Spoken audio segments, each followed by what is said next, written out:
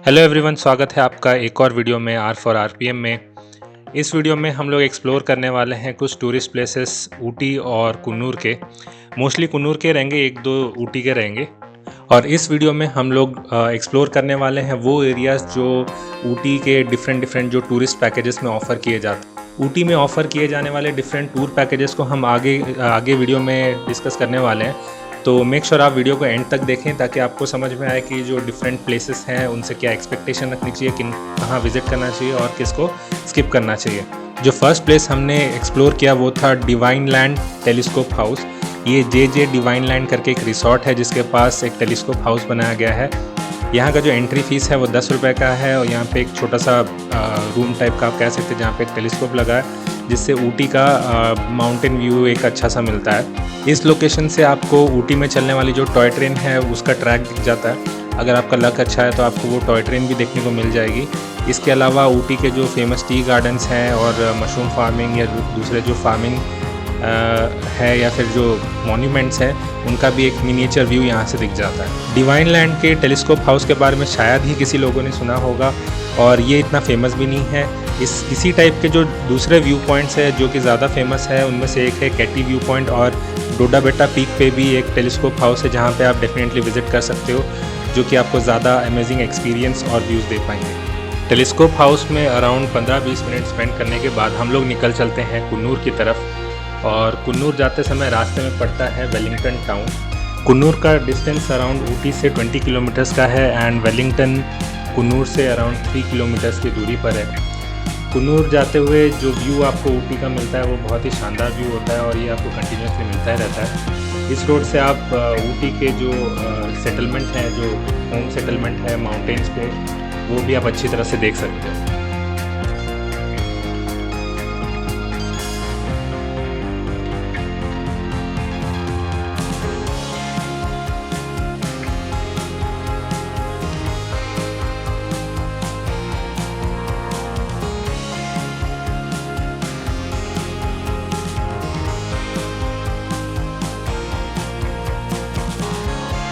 कुछ कर्व्स, चाय के बागान और यूकलिप्टस फॉरेस्ट को क्रॉस करते हुए हम पहुंचते हैं वेलिंगटन में। वेलिंगटन मेजरली वेलिंगटन कैंटोनमेंट की वजह से जाना जाता है, जहां पे मद्रास रेजिमेंटल सेंटर सिचुएटेड है और यहां पे डिफेंस सर्विसेज स्टाफ कॉलेज भी सिचुएटेड है।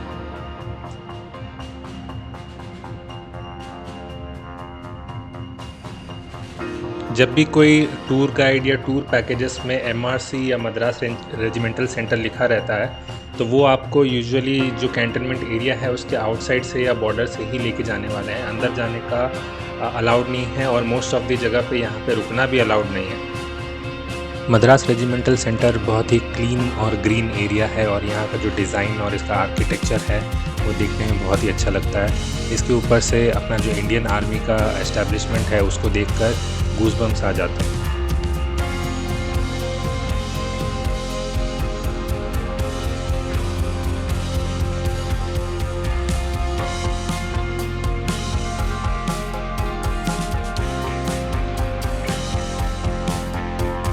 मद्रास रेजिमेंटल सेंटर के अंदर जो मेजर टूरिस्ट अट्रैक्शन है वो है वेलिंगटन लेक। अभी वेलिंगटन लेक को लेके थोड़े कंफ्यूजन भी है। अगर आप गूगल में किसी भी आर्टिकल में सर्च करोगे वेलिंगटन लेक ऊटी के बारे में तो कुछ आर्टिकल ऐसा मेंशन करते हैं कि वेलिंगटन लेक तमिलनाडु का सेकेंड लार्जेस्ट लेक है, जो कि टोटली गलत है।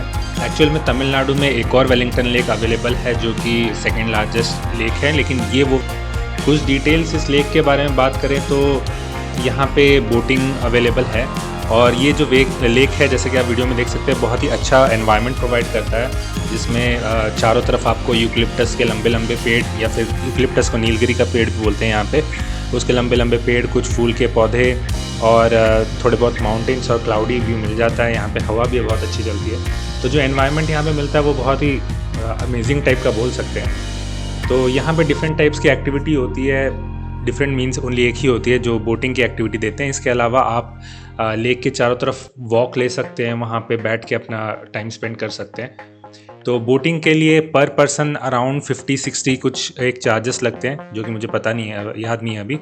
और हर एक बोट में 4 लोगों के बैठने की जगह होती है, जिसमें से 2 लोगों को पेडलिंग करना पड़ता है, जैसे आप वीडियो में देख। यहाँ पे एक और चीज़ जो थोड़ी मुझे पसंद आई वो थी हंसों का एक ग्रुप जो रोड पे भी था और फिर बाद में वो लेक के चारों तरफ भी घूम रहे थे और बीच में डक्स वगैरह के लिए ये केजेस भी बनाया गया वहाँ पे। इसके अलावा इसका जो लोकेशन है और जो मौसम जिसमें मैं गया था वही एक इसको डिफरेंस प्रोवाइड कर रहा था। इसके अलावा मुझे इतना भी कुछ खास चीज़ लगा नहीं यहाँ पे, बस इसका जो व्यू आ रहा था और जो लोकेशन था वही अच्छा था। एंड व्यू की बात करें तो आप यहाँ पे बहुत अच्छी फ़ोटोज़ ले सकते हैं। यहाँ पे आसपास कुछ स्टैचूज़ वगैरह भी अवेलेबल हैं, तो आप उनके साथ भी फ़ोटोज़ लेना है तो ले सकते हैं और थोड़ा क्वालिटी टाइम स्पेंड कर सकते हैं। तो अभी जिस बस में हम लोग बैठे थे उन्होंने यहाँ पे अराउंड आधे घंटे का टाइम दिया था, जिसमें जिन भी पैसेंजर्स को बोटिंग करना था उतना टाइम उनके पास अवेलेबल था। बोटिंग के डिटेल में आपको एक चक्कर लगाने दिया जाता है पूरे लेक का, वो आप खुद से लगा सकते हो, आपके साथ कोई गाइड वगैरह नहीं आते, आपको लाइफ जैकेट में बोट चलाना होता है।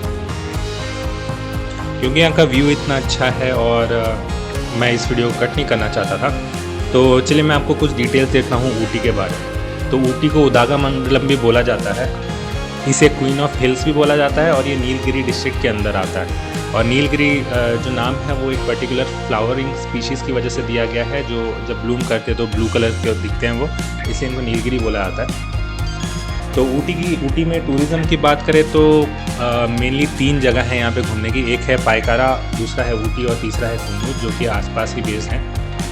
यहाँ पे 2 व्हीलर्स रेंटल में नहीं मिलती है। अगर आप अपने से 2 व्हीलर अरेंज करके लेके आ रहे हो तो ठीक है, वरना आपको यहाँ पे रेंट में नहीं मिलती।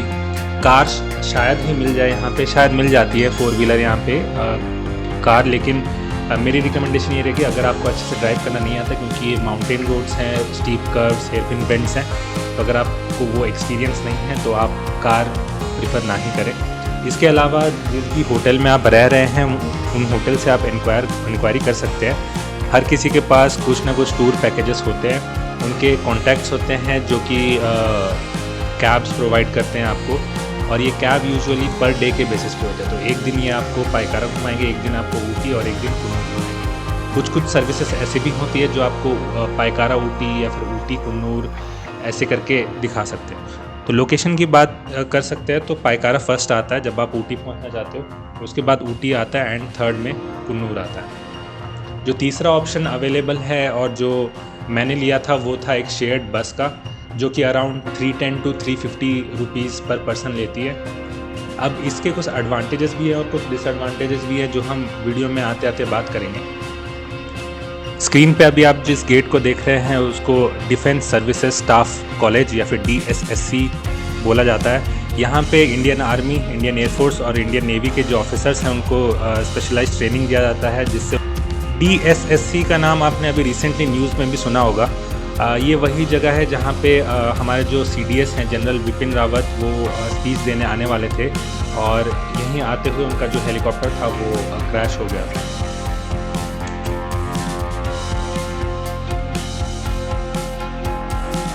नेक्स्ट लोकेशन हमें जो टूर में दिखाई गई वो थी मद्रास रेजिमेंटल सेंटर का गोल्फ कोर्स। ये भी बाहर से दिखाया गया, इसके अंदर जाने की किसी को भी अनुमति नहीं है। ये एक यूजुअल गोल्फ कोर्स ही है जैसे कि बाकी कैंटोनमेंट एरिया या बाकी सिटीज़ में होता है। डिफरेंस बस इतना है कि ये माउंटेन के ऊपर है और इसमें भी कुछ ऐसा खास है नहीं, और यहाँ पे ज़्यादा रुकने भी नहीं दिया जाता है। तो अगर कहीं पे आप ये देख रहे हैं कि गोल्फ कोर्स लिखा है तो वो ज़्यादा कोई ऐसा मेजर टूरिस्ट अट्रैक्शन नहीं है। मद्रास रेजिमेंटल सेंटर के अंदर टाइम स्पेंड करने के बाद अभी समय हो चुका था यहाँ से जाने का, तो हमारी जो बस है वो कुन्नूर की तरफ निकल पड़ती है। और यहाँ से निकलने के बाद आपको जो मेजर टी स्टेट्स हैं वो दिखने शुरू हो जाएंगे। यहाँ पे आपको अभी दूर दूर तक बस चाय के बागान ही देखने को मिलेंगे। और ऊटी अपने माउंटेन्स के साथ फेमस है चाय के लिए और यहाँ के चॉकलेट्स के लिए भी। कुन्नूर पहुँचते ही आपको दूर दूर तक बस चाय के बागान ही देखने को मिलेंगे। यहाँ पे आपको बीच रास्ते में कई सारे स्टॉल्स भी मिल जाएंगे जो डिफरेंट वैरायटी की चाय बेचते हैं। अभी हमें जिस लोकेशन में लिया जा रहा है उसको सिंगारा टी गार्डन बोला जाता है। उसके बारे में कुछ डिटेल्स जैसे ये जो बस के कंडक्टर हैं या गाइड हैं वो देते रहते हैं, वो इतना इम्पोर्टेंट नहीं है। लेकिन अगर आप चाय के बारे में थोड़ा बहुत जानना चाहते हो तो आपको थोड़ा बहुत इंटरेस्ट आ सकता है। जैसे कि एक इन्फॉर्मेशन मुझे पता लगी कि जब चाय की जो पत्ती बनाई जाती है उसके लिए टी का जो ऊपर का बड है वो लिया जाता है, उसमें से डिफरेंट ग्रेडिंग की चाय कौन सी बनती है, कौन सी लीफ को ग्रीन टी के लिए यूज़ किया जाता है, कौन सी नॉर्मल के लिए यूज़ किया जाता है, वो बताया जाता है यहाँ पे। तो अभी हमारा जो नेक्स्ट स्टॉप था वो सिंगारा टी गार्डन पे ही था। यहाँ पे आके मैंने एक चाय खाते हुए घोड़े को भी देखा, जो आप स्क्रीन में भी देख रहे हो। मैंने घास खाता हुआ घोड़ा बहुत देखा है, लेकिन चाय खाता हुआ घोड़ा मैंने एक ही देखा है, वो भी यहाँ पे, जो कि देखने में बड़ा इंटरेस्टिंग था। मैं पर्सनली चाय के जो बागान है या फिर टी गार्डन है उसको देखने के लिए बहुत ही एक्साइटेड था, क्योंकि मैंने पहले कभी देखा नहीं था। और क्योंकि मुझे पर्सनली चाय इतनी पसंद है, तो चाय को इतने नज़दीक से देखना, उसके रॉ फॉर्मेट में और उसका प्रोसेसिंग के बारे में जानना मेरे लिए बहुत इंटरेस्टिंग चीज़ था। यहाँ पे आपको आके जो टी गार्डन है उसमें एंट्री करने के लिए दिया जाता है। यहाँ पे कुछ फोटोग्राफर्स रहते हैं जिनके पास कुछ प्रॉप्स और कॉस्ट्यूम्स होते हैं, जिसको आप पहन के आप ट्रेडिशनल जैसे मूवीज़ में दिखाया जाता है चाय तोड़ने वाले, उनके टाइप के कॉस्ट्यूम पहन के आप फ़ोटोज़ वगैरह क्लिक कर सकते हो। आप अपना यहाँ पे भी पर्सनली फ़ोटो निकाल सकते हो। यहाँ पे आपको कोई ऐसा रेस्ट्रिक्शन नहीं है ऊपर जाने का या फिर कहीं घूमने का। और यहाँ पे कोई ऐसा एंट्री टिकट वगैरह भी नहीं है, ये पूरा फ्री है। और जितना मैंने नोटिस किया है कि ऊटी में आपको कहीं अगर चाय का देखना है, ये चाय का बागान देखना है, तो आपको ऐसा नहीं कि कोई टूर पैकेज लेने का ज़रूरत है। आप सीधा वॉक करके भी अपने होटल के आसपास 1-2 किलोमीटर के डिस्टेंस पे जा सकते हो, वहाँ पे भी आपको टी गार्डन देखने को मिल जाता है। एक इंटरेस्टिंग चीज़ जो मैं आपको बता सकता हूँ, आपकी जो टी गार्डन्स में जो लंबे लंबे पेड़ देख रहे हैं, इनको बोला जाता है सिल्वर ओक ट्रीज़।